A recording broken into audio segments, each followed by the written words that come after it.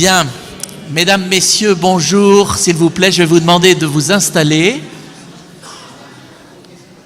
Merci de vous asseoir. Voilà. Monseigneur est attendu sur scène. Sur scène. Voilà, bonjour à tous. Nous allons ouvrir cette rentrée solennelle de l'année 2017-2018 en vous remerciant évidemment de votre présence. Pour mieux peut-être faire connaissance avec nos facultés, elles vont entrer les unes après les autres. Donc dans un premier temps, je vais appeler le recteur Dominique Vermersch, l'équipe rectorale, et juste derrière eux, vous verrez la faculté de théologie, les enseignants de la faculté de théologie, avec à leur tête le doyen, Madame Dominique Coatanea. On les accueille avec quelques applaudissements.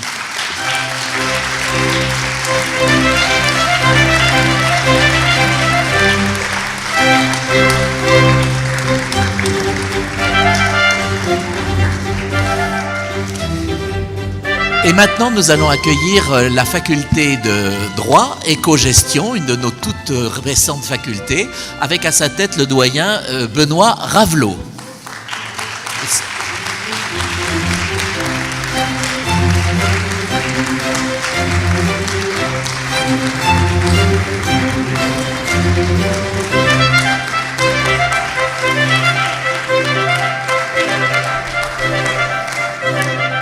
Pendant qu'il s'installe, non, la faculté des sciences n'entre pas pour le moment. Pour le moment, nous allons accueillir la faculté d'éducation avec à sa tête son doyen, Madame Ségolène Lemouillour.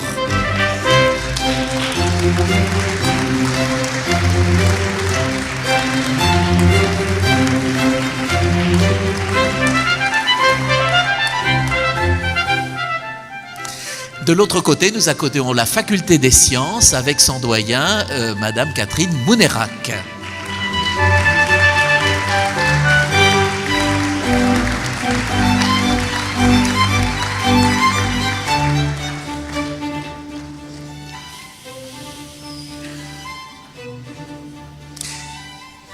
Nous accueillons maintenant la faculté des humanités qui regroupe évidemment de nombreuses matières comme les arts, l'histoire, les lettres, les langues et aussi l'infocommunication avec à sa tête Monsieur Yannick Leboulico.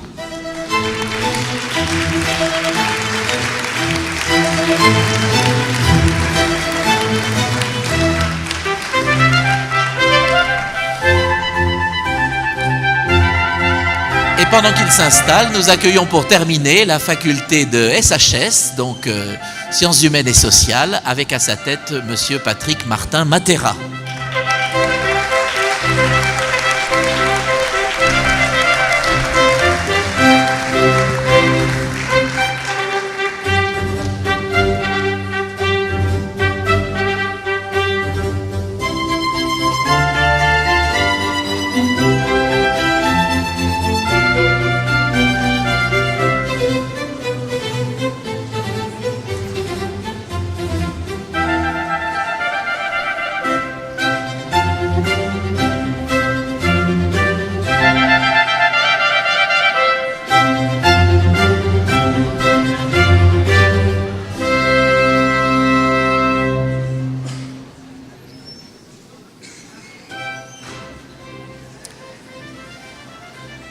Bien, maintenant tout le monde va s'asseoir tranquillement. Nous allons donc ouvrir solennellement cette séance de rentrée en donnant la parole à Monseigneur Emmanuel Delmas, chancelier de l'Université catholique.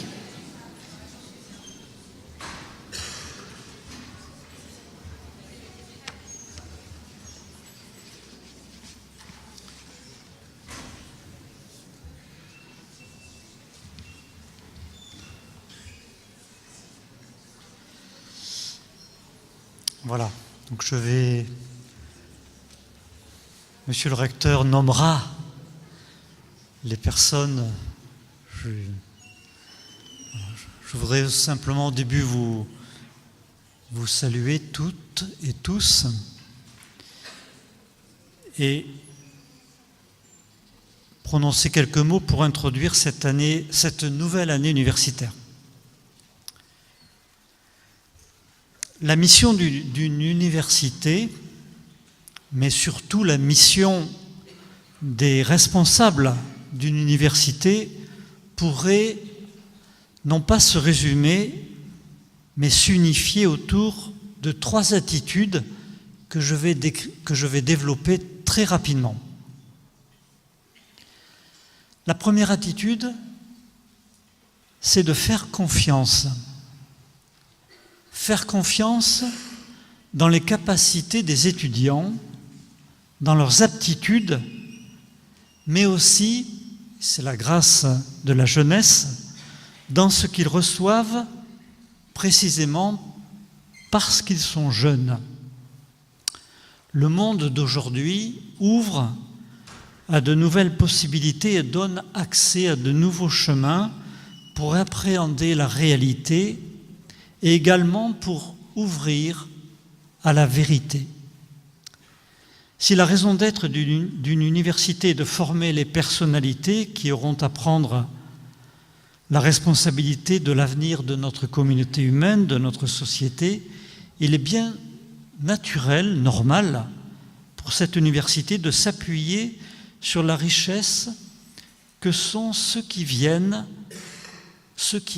pour apprendre et acquérir de nouveaux savoirs. Faire confiance. La deuxième attitude, c'est d'accompagner. Accompagner cette croissance, accompagner ce dynamisme, accompagner cette ingéniosité qui se laisse percevoir et découvrir dans la personnalité des étudiants. Mais précisément, il s'agit de guider ces dons, de les canaliser et aussi de les orienter. C'est ainsi que je comprends toute la richesse qui existe dans la belle mission qui se déploie derrière le verbe « accompagner ». Or, pour accompagner, il est nécessaire d'avoir du recul, d'avoir une certaine antériorité, ou encore on pourrait dire une certaine hauteur vis-à-vis de ces jeunes étudiants qui viennent dans l'université. Or, c'est bien ce dont bénéficie une université, puisque par définition, elle a une histoire, elle bénéficie d'une intelligence de la réalité de ce monde qui lui vient de son ancienneté, des apports qu'elle a reçus, de tous ceux qui l'ont précédée et dont elle ne cesse de s'enrichir. Dès lors, accompagner demandera d'unifier tous ces nouveaux charismes, ces nouveaux savoirs dans une intelligence encore plus profonde et plus solide.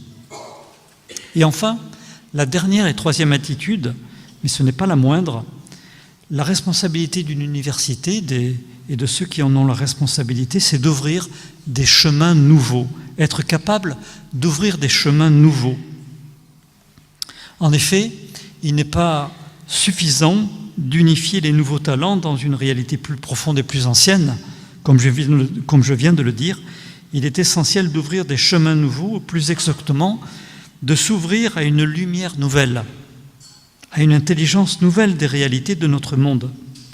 Et je crois que c'est le propre, en tout cas c'est une des dimensions essentielles d'une université catholique, que d'offrir à ces étudiants qui viennent s'y inscrire la lumière nouvelle qui lui vient de sa foi en Dieu vivant.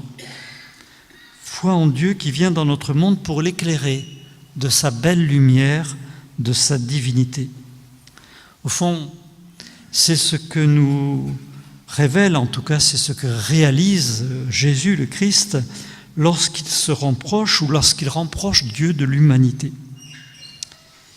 Il observe beaucoup, il accompagne beaucoup les hommes de tous les temps et il les ouvre également à la communion d'amour qui se vit au cœur même de la communion d'amour qui le relie à son Père. N'avons-nous pas là, dans l'exemple et dans la vie du Christ lui-même, le modèle d'une authentique et parfaite formation humaine et intellectuelle? C'est bien ce que nous pouvons demander et ce que je vous invite à demander avec moi pour tous ceux, toutes celles qui vivent et travaillent dans notre université catholique cette année.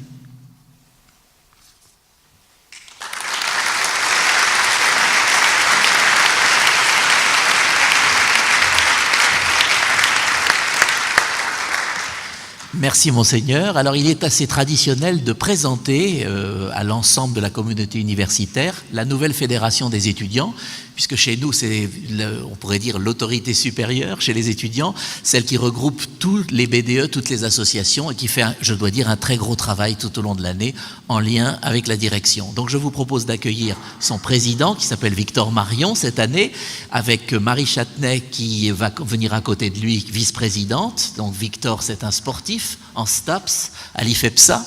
Marie est une étudiante de droit et je leur laisse la parole.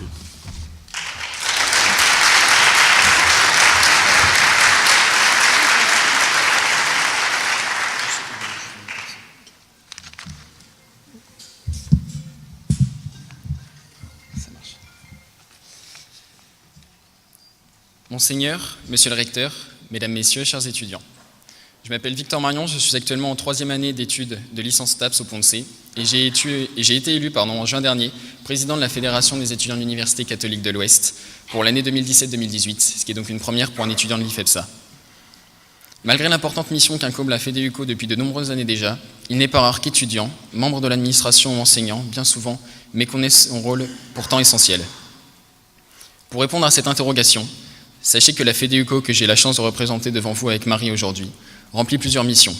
Premièrement, dynamiser la vie extrascolaire des étudiants, en les fédérant autour d'événements festifs, culturels ou de prévention. Il est important de souligner que la FEDEUCO, comme chacune des associations étudiantes, n'a pas pour vocation d'organiser que de simples bringues étudiantes tous les jeudis soirs.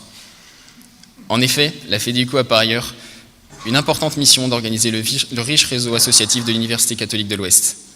Elle veille à ce que toutes les associations culturelles et transversales, et que chaque BDE, puissent fonctionner ensemble de manière harmonieuse et pérenne. Enfin, au même titre que toutes les associations étudiantes, la Fédération de l'UCO a un rôle de représentativité des étudiants auprès de l'administration de l'université ou encore des politiques locales, que ce soit en lien avec la Fédération étudiante des associations de l'Anjou ou au niveau national avec la FAGE. L'ensemble du réseau associatif de l'UCO est très riche et tend à croître d'année en année. C'est ainsi 15 BDE et 8 associations culturelles et transversales qui adhèrent à la FEDEUCO cette année, dont une association de théâtre, de musique, humanitaire, de relations internationales, ou encore depuis peu une junior entreprise. C'est ainsi près de 200 étudiants qui ont choisi cette année de s'investir bénévolement au sein d'une des associations. En ce qui concerne les membres de la FEDEUCO, c'est plus d'une trentaine d'heures hebdomadaires qui sont consacrées à cet engagement, et ce, toute l'année. Si l'on devait faire une moyenne du nombre d'heures que représente l'engagement associatif, cela représenterait une dizaine d'heures de travail par semaine, et ce, sans compter les temps de présence informels pour le compte des associations.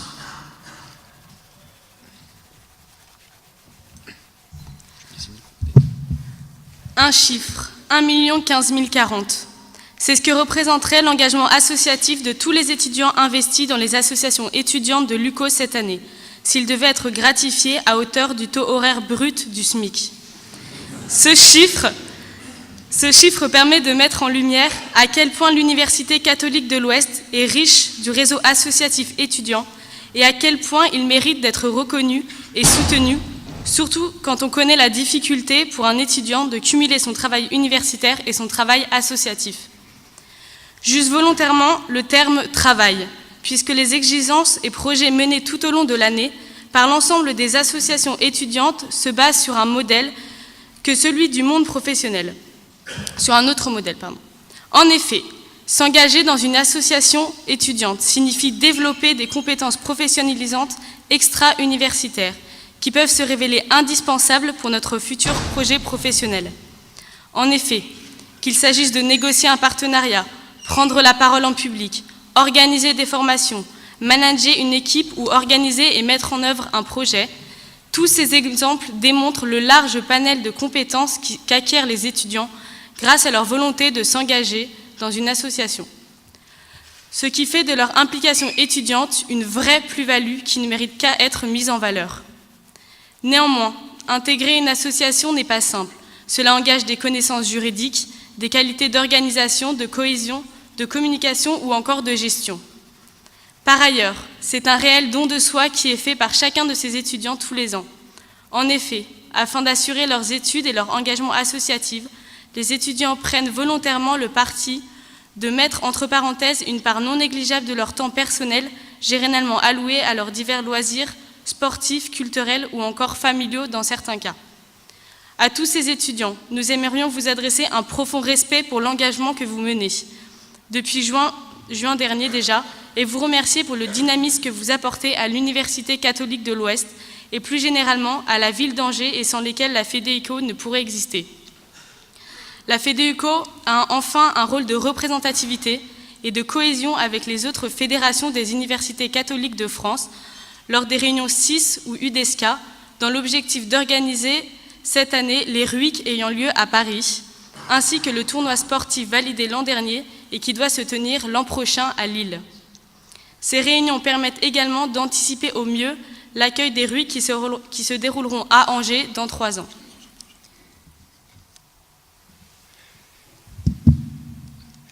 Pour terminer, j'aimerais vous remercier, vous tous ici présents. Monsieur Barbier, pour votre soutien dans tous nos projets menés au cours de l'année. Merci également à toutes les personnes de l'administration qui, au cours de l'année, venaient en aide et en collaboration avec la FEDEUCO de n'importe quelle sorte. Je voudrais également adresser un message d'encouragement à tous les étudiants qui hésitent à s'investir dans l'associatif. Certes, l'inconnu fait peur, de même qu'avoir des charges et des responsabilités en plus de ses propres cours. Mais à vous tous qui hésitez, sachez que vous avez bien plus à y gagner qu'à y perdre, que ce soit en termes de connaissances sur soi-même ou de compétences développées. C'est un engagement que je vous encourage une fois encore vivement à prendre si vous en avez l'occasion. Je finirai par une citation d'un poète que j'aime beaucoup, et non pas parce qu'il a le même prénom que moi, mais Victor Hugo dans Margarita a dit « Le bonheur est parfois caché dans l'inconnu ». Alors n'ayez pas peur de l'inconnu, car on ne sait jamais, peut-être qu'il vous apportera bien plus que vous l'imaginez, mais pour ça qu'une chose à faire, franchir le pas. Merci de votre attention.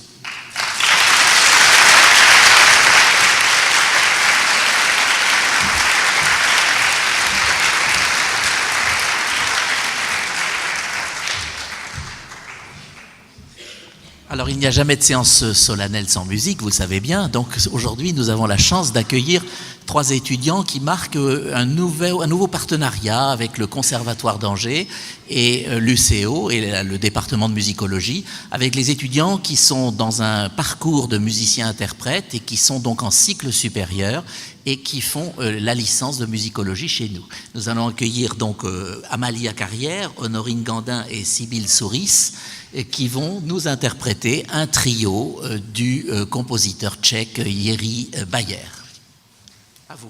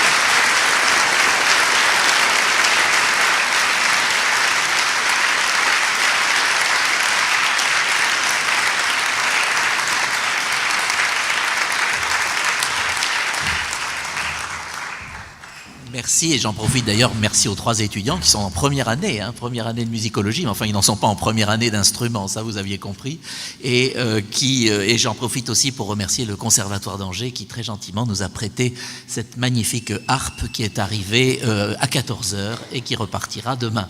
Voilà, et maintenant je laisse la parole à Dominique Vermersch, recteur de l'Université catholique.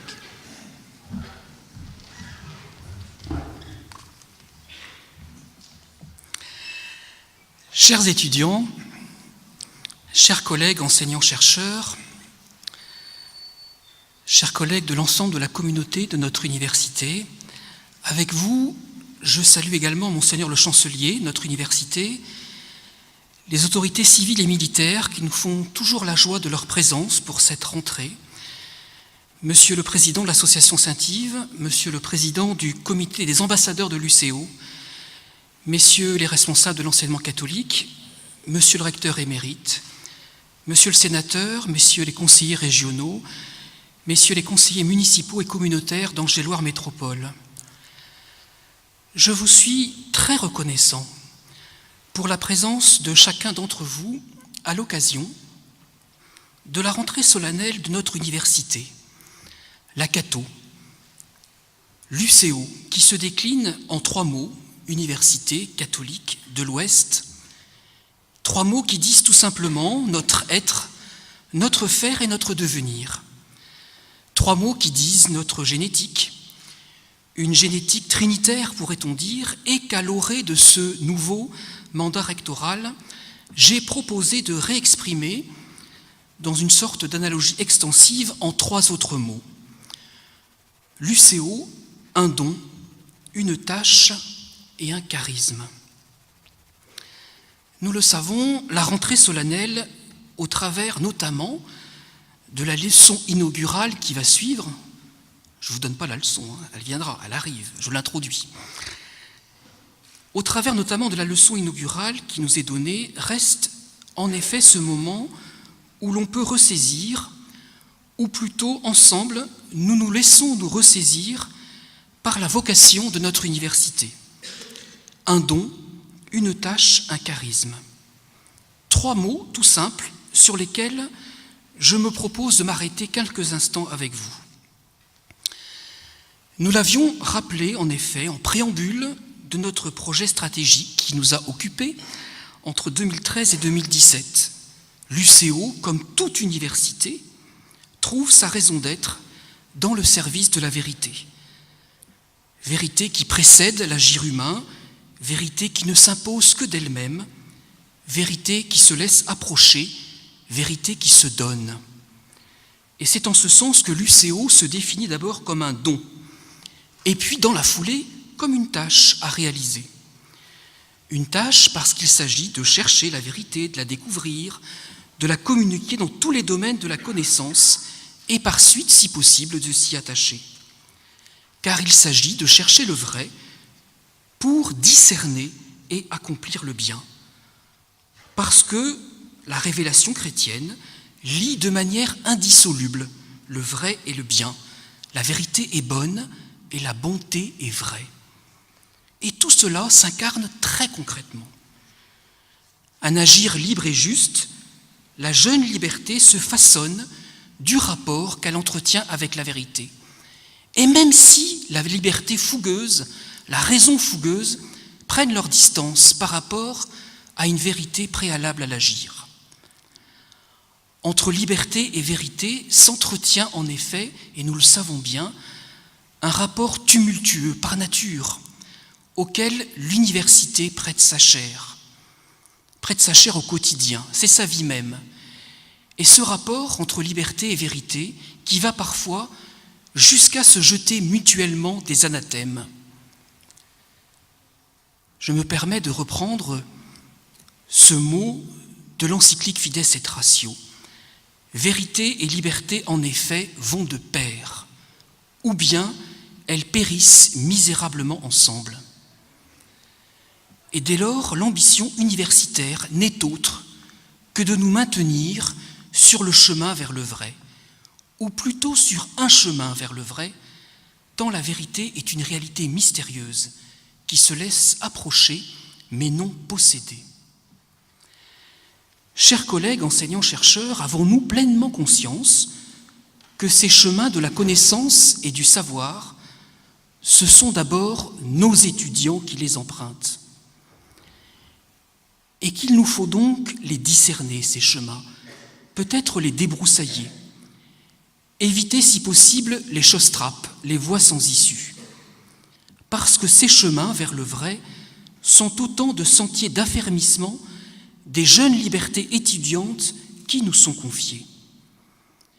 Se conjuguent ainsi autant d'expériences de vie, expériences singulières, qui constituent la vie même de l'université et sa légitime autonomie.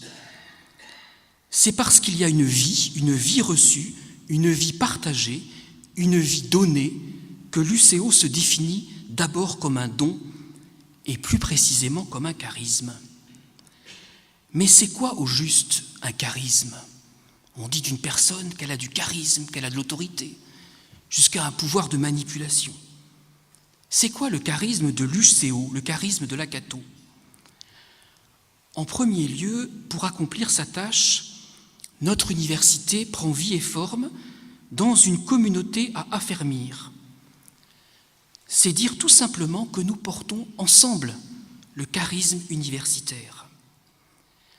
Le charisme de la Cato, c'est un don au service du bien commun.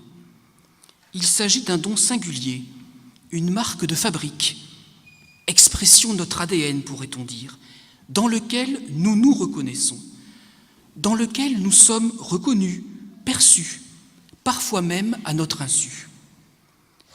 Telle est d'ailleurs la preuve que personne n'a le monopole de ce charisme, personne n'en est propriétaire, car il s'agit d'un don sans cesse à recevoir, à comprendre et à approfondir, source de fécondité et d'innovation. Mais alors, qui est le premier dépositaire de ce charisme ? Qui en est le premier réceptacle ? Qui reçoit ce charisme, pourrait-on dire de manière native ? Si charisme de l'UCO il y a, c'est un don qui contribue à affermir notre liberté, à commencer par la liberté de notre institution UCO, qui se veut en effet, qui prétend former des êtres libres et responsables. Ne sommes-nous pas les facultés libres de l'Ouest ? Cette liberté institutionnelle a été acquise de haute lutte et doit, comme toujours, veiller sur elle-même, à un moment où l'université se voit contrainte par de multiples injonctions, souvent paradoxales, éducatives, pédagogiques, technologiques, numériques, économiques, concurrentielles, territoriales. Mais c'est précisément de la manière dont elle cherche à résoudre ces injonctions paradoxales qu'elle atteste, qu'elle soit université et université catholique. Comment alors ne pas se laisser museler ? Comment effectuer un pas de côté par rapport au courant dominant du moment ? Comment rendre compte de notre liberté et ne reconnaître qu'une autorité, celle de la vérité ? Tout simplement en faisant son job, c'est-à-dire en faisant dialoguer les savoirs, acquis ou encore en construction au sein de toutes nos facultés. Faire dialoguer les savoirs par l'entremise des médiations de personne à personne, d'enseignants à étudiants, entre étudiants, sans oublier la proximité précieuse de tous nos collègues des services administratifs et techniques. C'est par l'exigence du dialogue que l'université contribue à former conjointement les consciences, les cœurs et les intelligences, et à façonner non seulement la culture, la société de demain, mais également l'entreprise de demain, les familles de demain.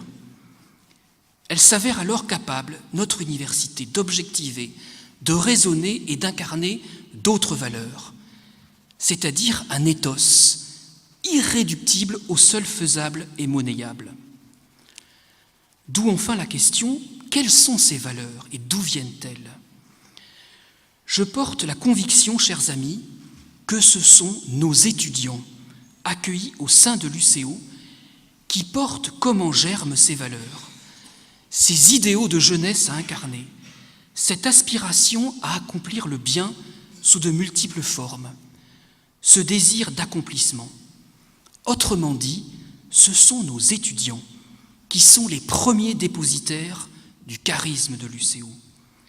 Discerner, révéler, expliciter, contribuer à déployer ces valeurs portées par nos étudiants, tel est notre job, tel est, me semble-t-il, le charisme universitaire dans son acception générique.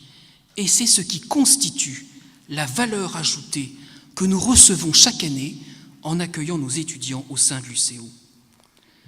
Plus précisément, ce charisme consiste à écouter, à rejoindre les attentes profondes des étudiants accueillis, en accompagnant la réalisation de leurs idéaux et de leurs valeurs, bref, à être au service de leur enthousiasme. En leur permettant de comprendre le présent, nous donnons la possibilité aux étudiants de dessiner l'avenir.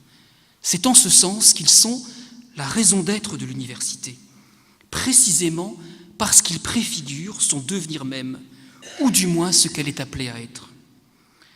Telle est la conviction partagée de la communauté universitaire, étudiants, enseignants, chercheurs, personnel administratif et technique. Et il s'agit, me semble-t-il, au fond, d'une perspective enthousiasmante et au fond rassurante, par-delà les vicissitudes et incertitudes du moment présent. Je crois profondément que nos étudiants sont les premiers dépositaires du charisme de l'UCO.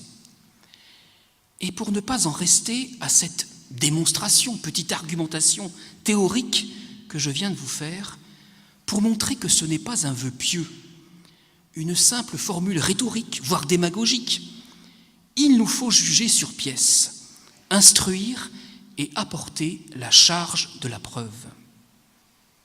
C'est la raison pour laquelle j'ai proposé que cette année, en cette soirée de rentrée, la leçon inaugurale soit assurée et donnée par 3 de nos étudiants.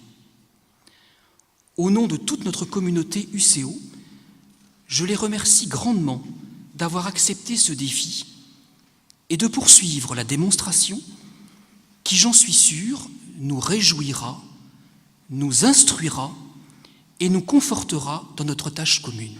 Je vous remercie.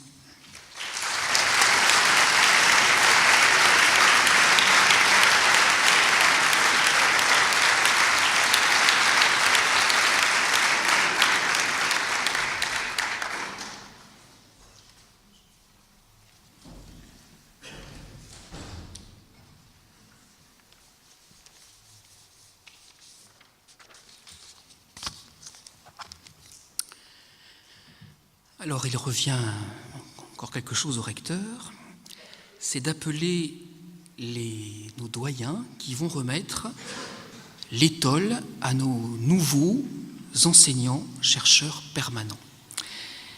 Et donc je vais tout d'abord appeler Benoît Ravelot, doyen de la faculté de droit, économie, gestion, qui va remettre l'étole à Marc Bescon et Bachar Mouguette.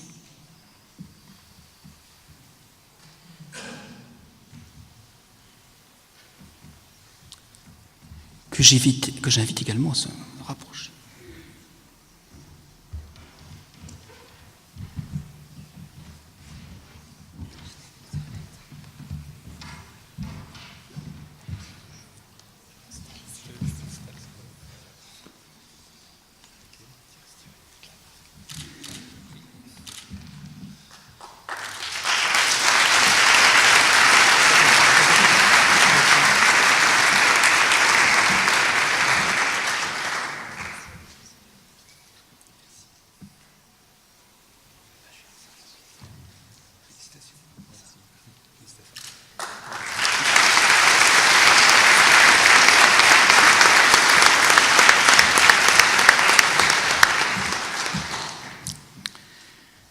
Je vais appeler maintenant Yannick Leboulico, doyen de la faculté des humanités, qui va remettre l'étole à Sandra Mello, jeune recrutée, maître de conférence pour UCO Nantes.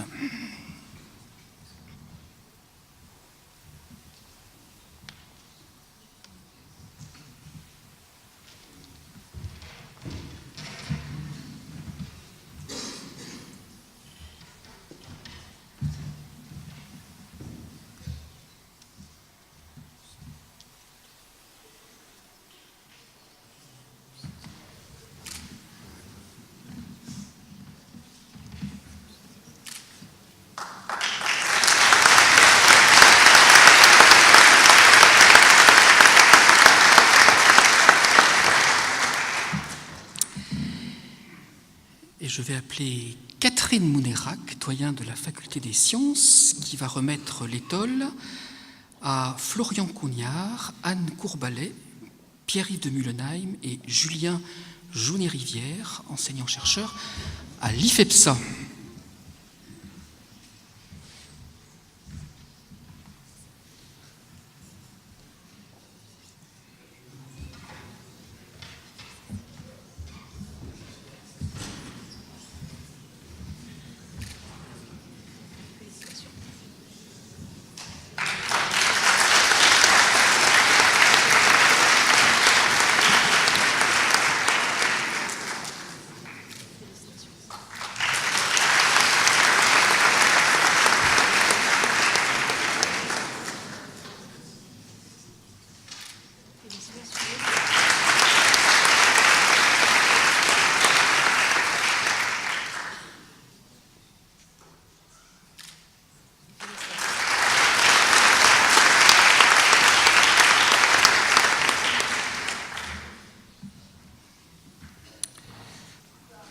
Donc, je vais appeler Olivier Lebert, donc vice-recteur et directeur du campus d'Angers, qui va remettre également. Il va vous le préciser. Tu fais pas le service. J'ai raison d'amener mes lunettes. Donc, il m'appartient effectivement de souhaiter la bienvenue à quelques collègues nouveaux au sein du corps des personnels administratifs et techniques. Donc, c'est pourquoi j'appelle Madame Bettina Bachmann, Monsieur Clément Bédoué, Madame Annie Chalumeau, Madame Anne-Sophie Guilloux, Madame Carole Prima, Madame Sylvie Régien et Madame Virginie Victor à venir vers moi.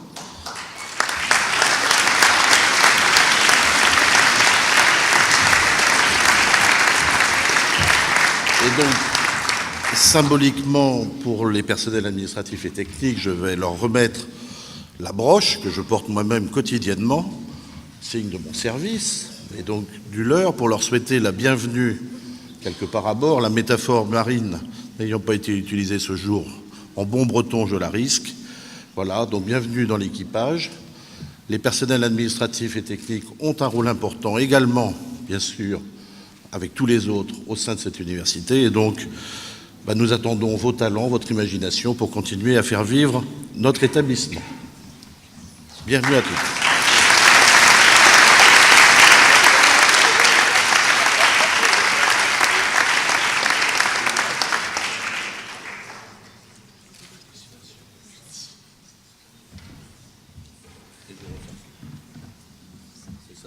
Oui, donc je ne sais pas si les photos sont faites, oui.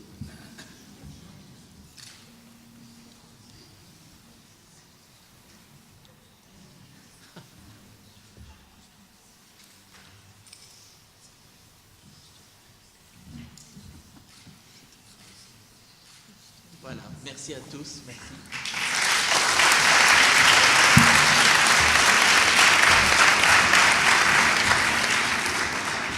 Alors évidemment, comme nous avons la chance, c'est très rare d'avoir une étudiante harpiste, comme c'est aussi rare d'avoir ce bel instrument sur notre scène, nous voulions profiter un petit peu plus d'Amalia, qui va nous interpréter une pièce, pendant qu'elle s'accorde, elle va nous interpréter une pièce de Marcel Tournier, qui est un des plus grands compositeurs pour la harpe, un peu une sorte de dieu des harpistes, compositeur de la première moitié du XXe siècle, et qui a écrit un répertoire très abondant pour la harpe. Elle va jouer une pièce magnifique.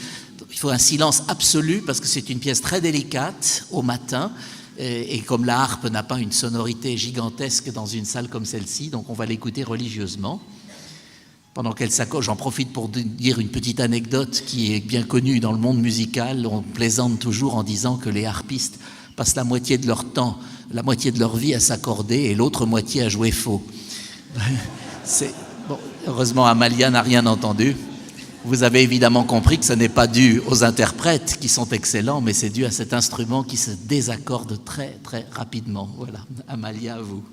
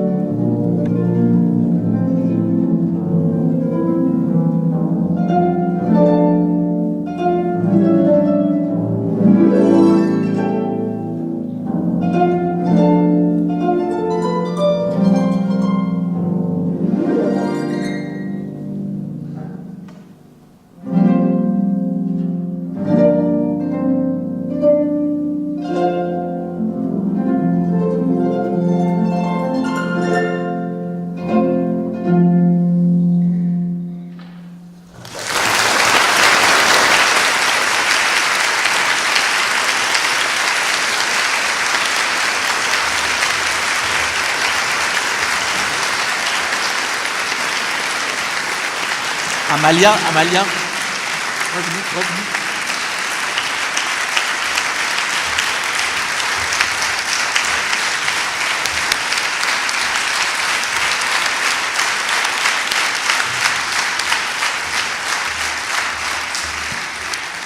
Et donc maintenant, comme l'a annoncé donc le recteur, nous allons donner la parole aux 3 étudiants. Donc je vais appeler Marie-Calixte Diroux, beaucoup d'entre vous la connaissent puisqu'elle était présidente de la Fédé l'an dernier et elle est aujourd'hui en première année du master conflictualité et médiation.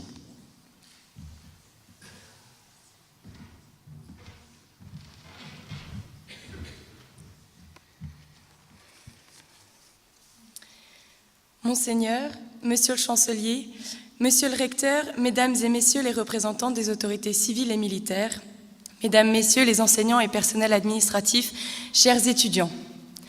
En tout premier lieu, je souhaite remercier, au nom de tous les étudiants, Monsieur le Recteur de nous offrir la possibilité de nous exprimer devant vous au sujet de notre expérience en tant qu'étudiant à l'UCO. Issu d'une licence d'information-communication, je suis actuellement en master conflictualité et médiation. Inscrit dans la discipline Histoire, ce master offre un éventail de formations regroupant les domaines des relations internationales, sécurité et défense et de la diplomatie.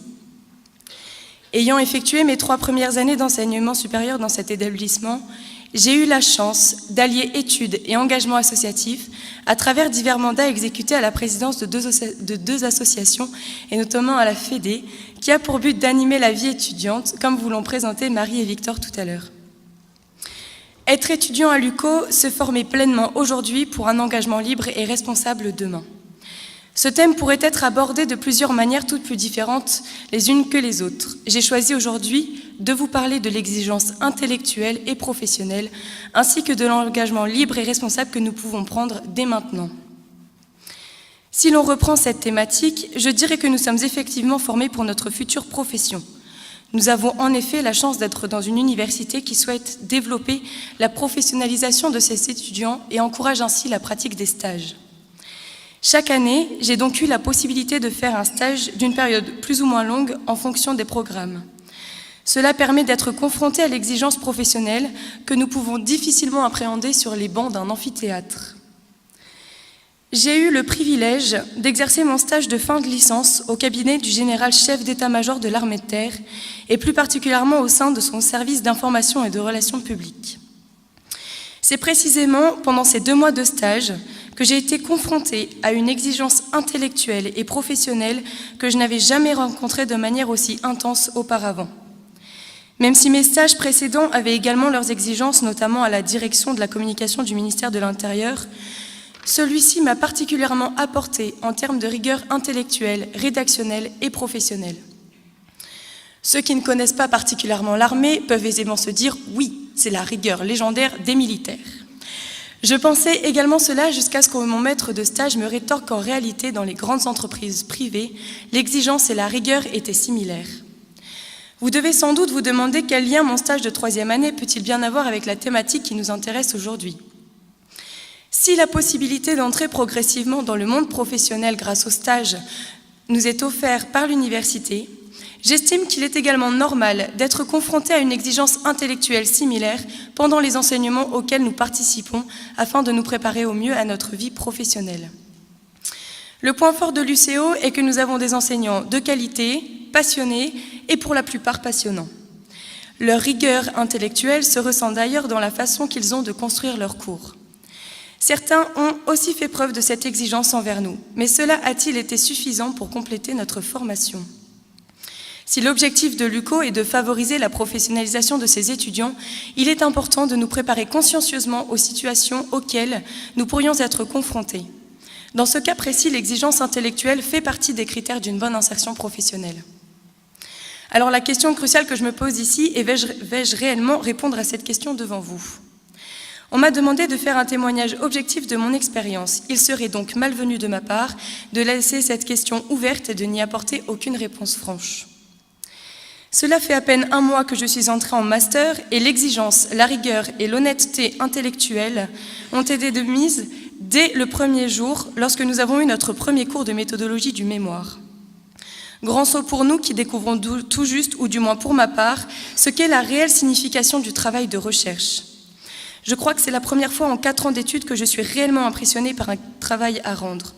Impressionnée non pas par la quantité, mais plutôt par la qualité de l'information et de la réflexion que nous devons apporter. Alors oui, nous sommes confrontés à une exigence intellectuelle forte à l'université, mais pour ma part, j'en fais aujourd'hui l'expérience de façon très concrète. Vous me direz sans doute que l'on ne peut pas attendre le même travail d'un étudiant de master et d'un étudiant de licence, certes, et vous aurez raison de m'en faire la remarque. Cependant, ne pensez-vous pas que nous puissions donner l'occasion à ceux qui le souhaitent d'être confrontés à cette exigence si particulière dès le début de leurs études ? N'ayons pas peur de l'exigence qui étanchera notre soif de connaissance, celle qui peut nous faire dévorer des ouvrages pourvu qu'ils nous instruisent, celle qui nourrit notre curiosité et qui nous pousse dans nos recherches, celle qui, je l'espère, m'aidera à faire un excellent master. Je reste persuadée que si nous entrons à l'université, c'est que nous cherchons à étancher cette soif de connaissance. Par conséquent, nous avons tous au fond de nous-mêmes les ressources nécessaires pour réaliser un bon parcours universitaire.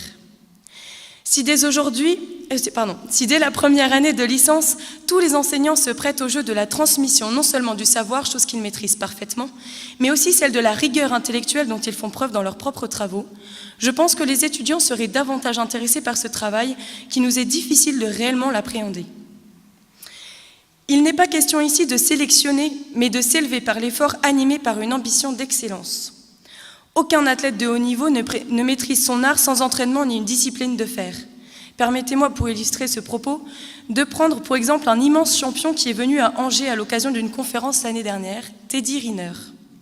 Tout le monde est admiratif de son parcours sportif, mais personne ne doute que 9 titres de champion du monde de judo et les titres olympiques ne s'obtiennent pas dans la mollesse et la médiocrité. L'excellence nécessite de l'exigence. La deuxième partie de notre thématique traite de l'engagement libre et responsable que nous serions à même de prendre demain. Comme je vous l'ai dit, notre université nous donne la possibilité de nous engager dès maintenant à travers le système associatif. La plupart de ceux qui entendent parler des associations étudiantes sans en avoir fait partie s'imaginent assez facilement une bande d'amis organisant des beuveries. Mais je vous ai déjà exposé l'année dernière quelle est la nature de ces associations et la quantité de travail qu'elles imposent à ceux qui s'y dévouent, chose que Victor et Marie vous ont très bien rappelé tout à l'heure. Cette année, la recréation de la junior entreprise donne une nouvelle dimension à l'éventail associatif étudiant de l'Université catholique de l'Ouest. Elle regroupe d'une part l'engagement libre et responsable que tout étudiant impliqué dans le système associatif prend, et à la fois la dimension professionnelle que l'on nous transmet dans cette université. Ce sera forcément utile pour notre profession future. Cependant, il est très important aussi de garder à l'esprit que tous les engagements que nous sommes susceptibles de prendre en parallèle et dès aujourd'hui sont des engagements qui nous permettent non seulement de nous épanouir, mais aussi de nous professionnaliser par des expériences qui nous responsabilisent. Plusieurs d'entre nous cumulent études, job étudiant et engagement bénévole. Nous entendons régulièrement qu'un motif de refus d'embauche est le manque d'expérience. Quelle ironie pour des personnes qui sortent tout juste de leur formation.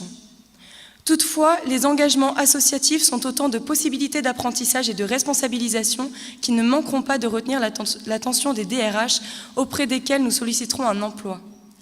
Il nous appartient de faire la différence et nous devons pour cela prendre des initiatives et illustrer ainsi que nous sommes non seulement bien formés, mais aussi débordants d'énergie et d'envie. Alors pourquoi donc attendre demain pour prendre un engagement libre et responsable? Pourquoi attendre la fin de notre formation pour enfin prendre notre place dans la société et être confrontés à nos responsabilités? Du fait de mon expérience, j'encourage vivement tous les étudiants qui le peuvent et qui le souhaitent, puisque tout est affaire de volonté, à s'engager. Un engagement est multiforme. Vous n'aimez pas le format associatif étudiant, 1001 activités n'attendent qu'une chose, c'est qu'un étudiant compétent et volontaire s'engage. Toute expérience est bonne à prendre, même si elle se conclut négativement. C'est d'ailleurs dans l'échec qu'on apprend le plus, sans bouder pour autant nos victoires. Chaque expérience est à valoriser. En résumé, ce qui nous est proposé de vivre à l'UCO au niveau académique et intellectuel, mais bien plus largement encore, nous prépare à notre avenir professionnel tout en nous permettant de nous engager dès maintenant. Et l'UCO vit aujourd'hui et demain par et pour ses étudiants au cours de cette rentrée solennelle comme au fil des années universitaires. Merci pour votre attention.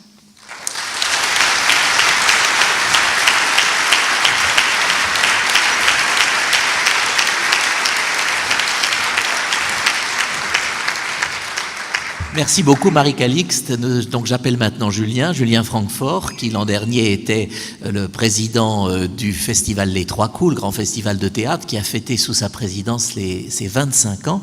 Et Julien maintenant est très investi dans la FEDESA, l'association des étudiants d'Angers, de tous les étudiants d'Angers, et il est en 3e année d'infocommunication.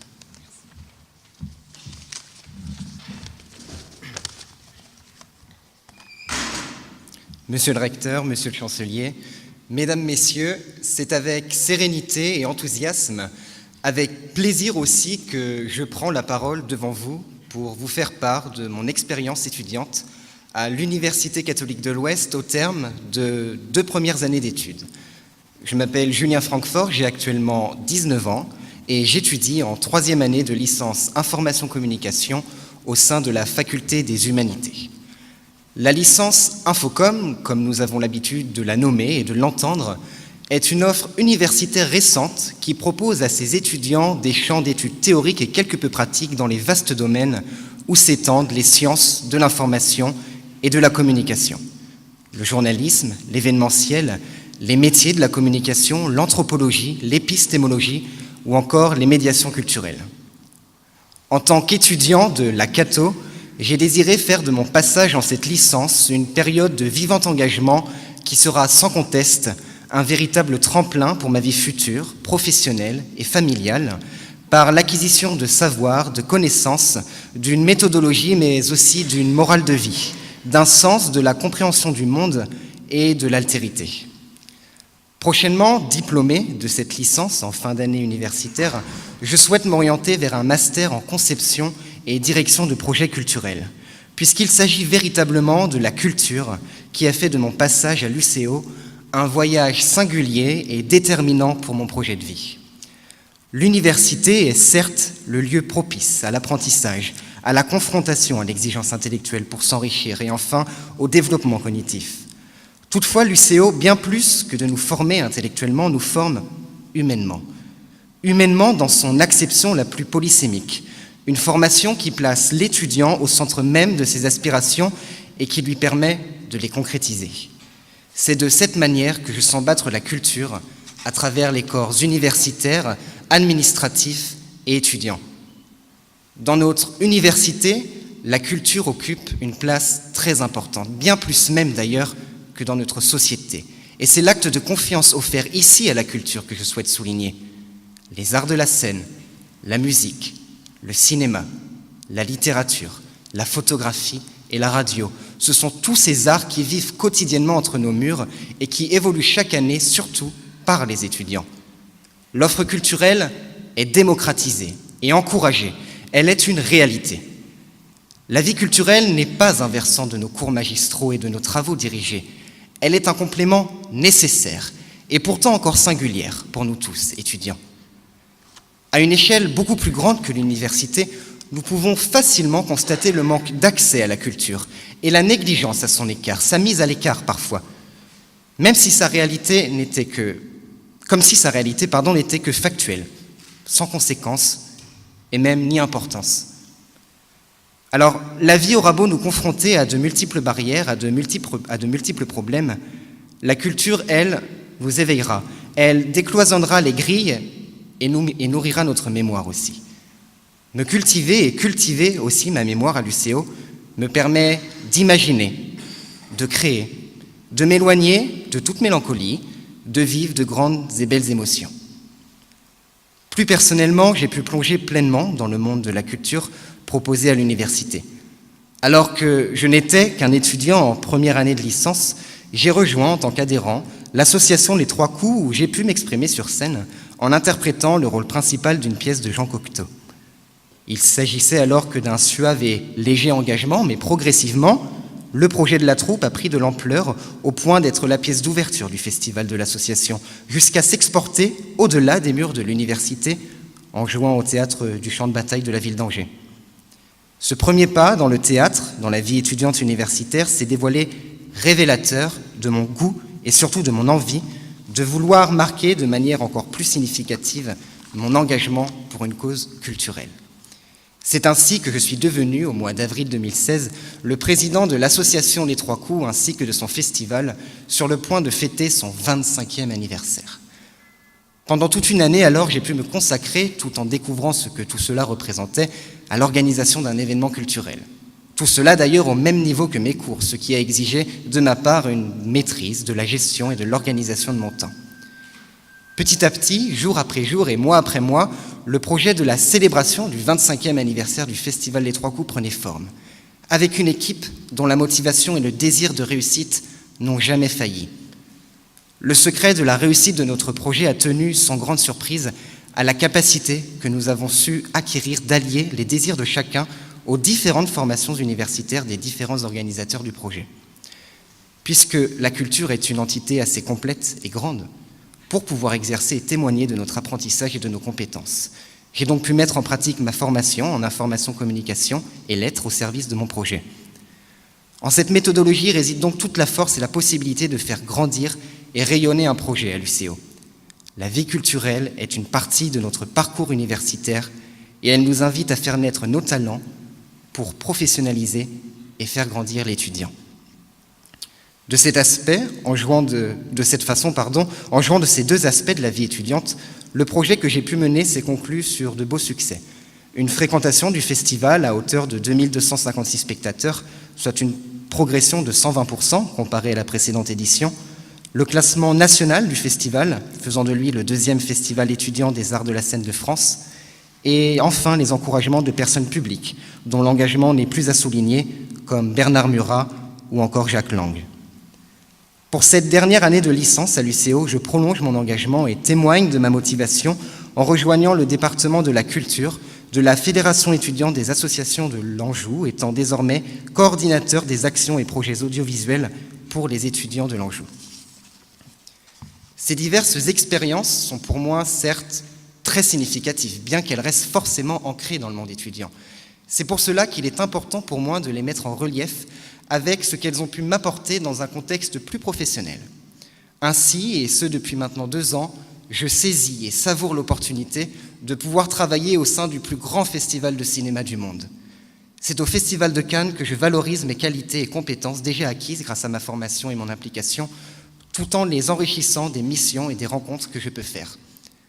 Au sein du service présidé par M. Gilles Jacob, également président d'honneur du Festival de Cannes, je travaille avec des réalisateurs étudiants du monde entier qui font leurs premiers pas dans le monde du cinéma, tout comme je fais les miens dans celui des médiations culturelles. La jeunesse, qui forme et représentera hautement la culture dans les prochaines années, est un aspect de la culture sur lequel je souhaite me spécialiser, pour que toujours nos vies puissent s'alimenter et s'enrichir de courants et de messages nouveaux. C'est de cette manière que j'ai également pris plaisir à rejoindre les 2 jurys étudiants des festivals Premier Plan d'Angers et du concours des compagnies du Festival d'Anjou. Aujourd'hui, en tant qu'étudiant aspirant à une véritable considération de ce qu'est la culture, je souhaite en partager ma perception face à ce que je peux vivre au sein de notre université. La culture, mesdames, messieurs, ce ne sont pas des personnes, ni des lieux. Pensez. Dans notre société où la forme et le fond tendent à ne faire qu'un, nous ne devons pas oublier que la spiritualité, en son sens de celui qui est dégagé de toute matérialité, doit rester primordiale. Qui est-ce qui permet de créer ? Qui est-ce qui nous fait partager des valeurs ? Et qui est-ce qui même renouvelle ces valeurs ? La culture. La culture accroît notre vitalité. Et le futur de la famille des hommes ne peut s'en passer.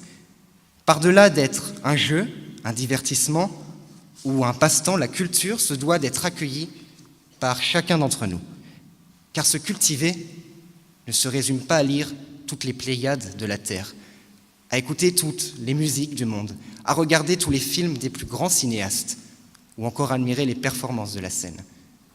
Bien que cela soit tout à fait merveilleux en ce qui me concerne, j'aimerais faire comprendre la vision de la culture que l'on m'a enseignée à l'UCO, comme quelque chose d'une universalité immense et équivoque.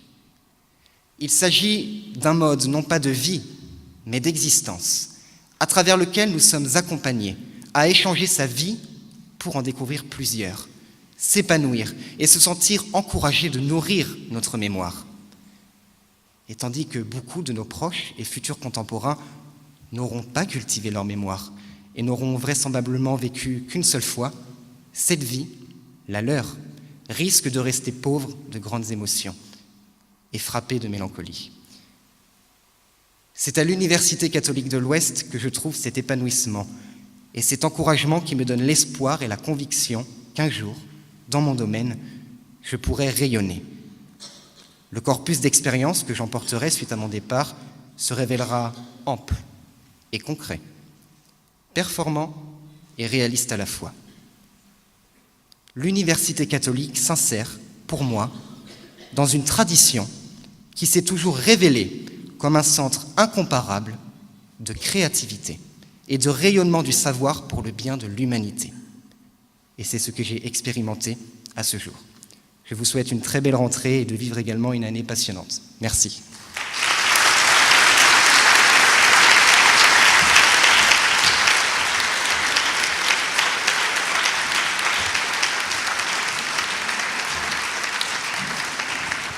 Merci beaucoup Julien. Et puis nous allons terminer cette cérémonie avec Agathe de Bellabre. Vous avez vu donc qu'elle est étudiante en 3e année de droit. Et je précise qu'Agathe, l'an dernier, puisque nous avons tout récemment une nouvelle association à l'UCO qui s'appelle Angéloquence, et cette association d'étudiants a créé le premier concours d'éloquence à l'UCO. Et c'est Agathe de Bellabre qui a eu le premier prix de ce concours.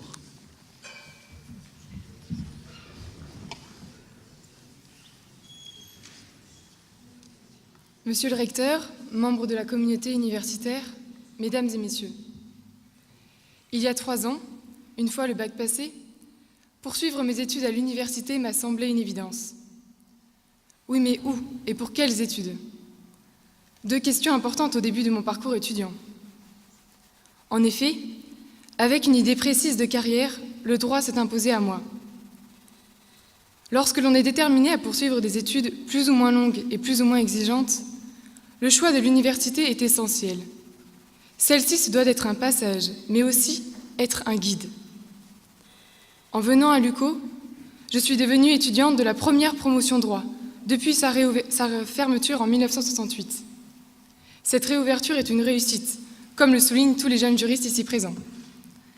Création de Monsieur le recteur et de toute son équipe, elle est la vitrine d'une université qui se veut dynamique et diversifiée.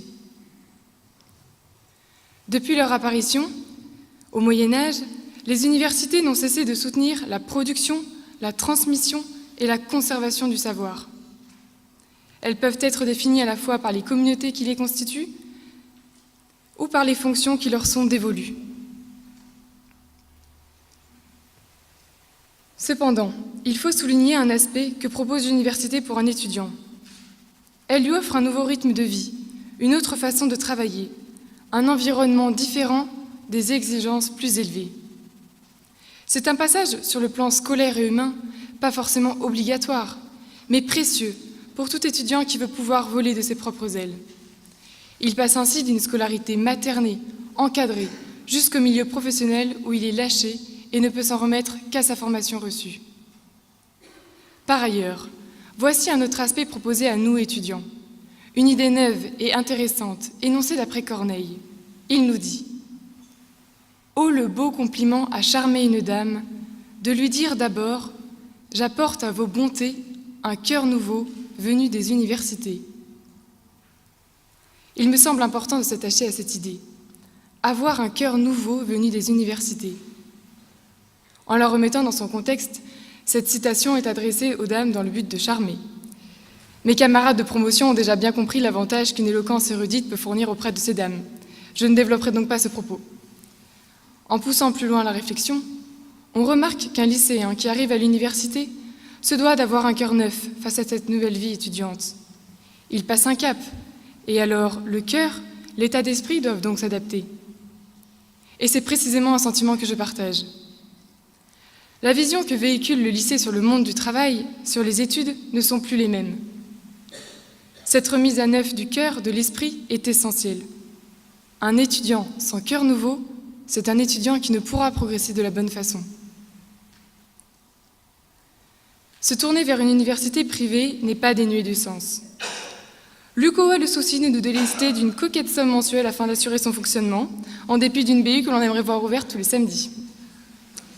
Mais au-delà de cela, nous pouvons noter un véritable attachement du corps professoral envers nous. Un dévouement qui se traduit par un accompagnement personnalisé, des rendez-vous réguliers tout au long de l'année.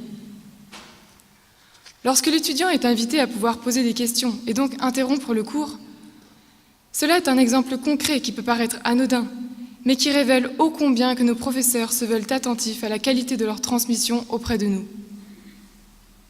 En venant ici, l'UCO nous offre un enseignement unique, propre à son corps universitaire, propre à son charisme, incarner et véhiculer ses valeurs. Une qualité d'enseignement tournée vers l'excellence et l'écoute attentive des étudiants. Je vous citerai, Monsieur le Recteur, c'est en faisant dialoguer les savoirs que notre université contribue à former conjointement les consciences et les intelligences. L'idée est là. L'UCO privilégie le dialogue afin de former une alliance toujours perfectible entre le corps universitaire et nous. Cette envie de faire partie de l'UCO pour nous est aussi une forme de liberté, car l'université catholique jouit elle-même de liberté dans la pédagogie qu'elle propose et qu'elle adapte au sein des différentes facultés. Le choix de petites promotions, la possibilité de s'ouvrir spirituellement, d'allier foi et raison, témoignent ainsi de l'identité de l'Université catholique de l'Ouest. Ce qui marque un étudiant lorsqu'il intègre la Catho, c'est sa taille humaine. Cette humble échelle, sans que nous puissions la qualifier d'étroite, favorise l'accessibilité des professeurs. Cette disponibilité dans l'écoute est primordiale.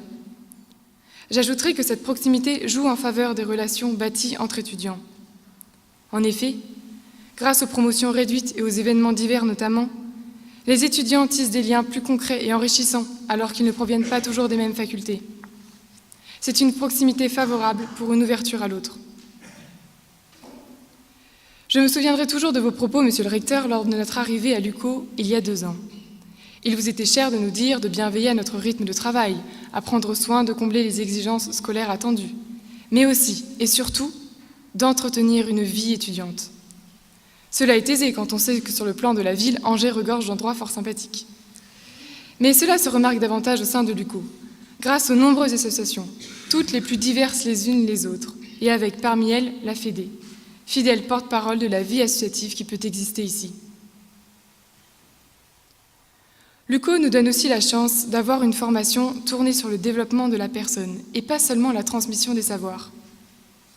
Ainsi, elle est en adéquation avec les propos tenus par le pape François en visite apostolique en Égypte. Il avait dit à cette occasion, à l'université d'Al-Azhar, « Il n'y aura pas une éducation adéquate pour les jeunes d'aujourd'hui si la formation offerte, ne correspond pas bien à la nature de l'homme en tant qu'être ouvert et relationnel. Il rappelle ainsi à notre université, mais également à nous, étudiants, notre devoir d'assimiler des savoirs, de rechercher la vérité, mais surtout de veiller à développer en nous l'ouverture, le don dans le travail et une certaine forme d'altruisme. Le ministère de l'Enseignement supérieur perçoit bien que la formation proposée par l'université catholique privée est aussi tournée vers l'humain et l'éthique, que les enseignements peuvent véhiculer des valeurs de l'humanisme chrétien. Telle est l'essence de l'Université catholique de l'Ouest. Les facultés de biologie, de Troyes et d'autres ici, transmettent concrètement une réflexion humaniste et éthique que nous, étudiants, recherchons. Cet engagement de l'UCO et des universités privées en général traduit un succès notable. Nous pouvons remarquer une formidable progression du nombre d'inscrits dans celle-ci. Ce nombre a doublé depuis 2003. Pourquoi une si fulgurante augmentation en un peu plus de 10 ans ? Parce qu'elle propose un fonctionnement et une pédagogie spécifique, singulière, conduisant à un taux de réussite très supérieur à la moyenne. Selon l'UDESCA, l'Union des 5 universités et instituts catholiques de France, 70% des étudiants obtiennent leur licence en 3 ans, alors que la moyenne nationale est de 27,5%. Des résultats induits par le niveau et les exigences universitaires, qui les entraînent à changer leur méthode et leur rythme de travail, à entretenir leur curiosité, leur régularité afin de se dépasser. Ces moyens employés traduisent un taux de réussite secondé par une bonne insertion professionnelle et des stages rendus obligatoires qui encouragent l'étudiant à mettre en pratique le savoir acquis. Au cours de cet été, l'Éducation nationale a dû faire face à la colère de nombreux lycéens inscrits sur APB, toujours sans nouvelles de leur affectation, ne sachant dans quelle ville ou quelle université ils pourront étudier. Un problème pénible pour tout le monde, sauf pour les universités et instituts privés. En effet, un lycéen peut candidater dans n'importe quelle université catholique, qui porte bien son nom. Université catholique, université universelle. Un bienfait à souligner, car si le ministère de l'Éducation nationale ne pallie pas cette situation comme il s'y est engagé, ce problème s'amplifiera certainement. La liberté de s'inscrire dans les universités privées permet aux étudiants qui le souhaitent de nous rejoindre sans difficulté, et l'absence de sectorisation appliquée par la Cato a probablement de longs jours devant elle. Ainsi, avec ses spécificités propres, l'UCO s'engage à nous former pleinement, dépassant la simple formation académique et intellectuelle, pour une dimension également éthique et humaine. Cet engagement n'a qu'un seul et unique but que nous nous devons d'atteindre: réussir à s'engager librement aujourd'hui comme pour demain.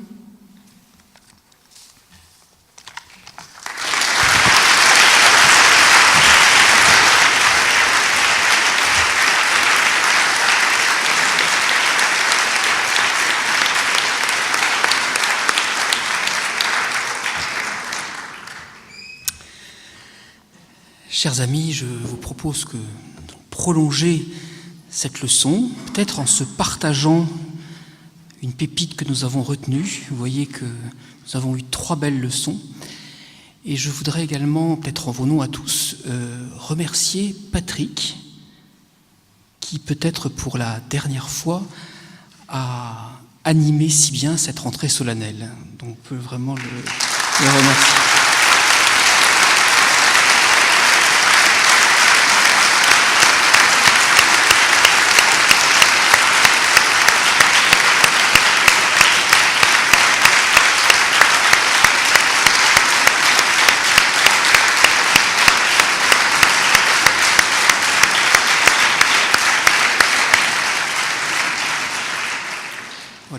Et donc nos étudiants, que je remercie encore de leur présence, se tiennent à votre disposition pour prolonger et partager la leçon. Encore un grand merci à Marie-Calix, Agathe et Julien.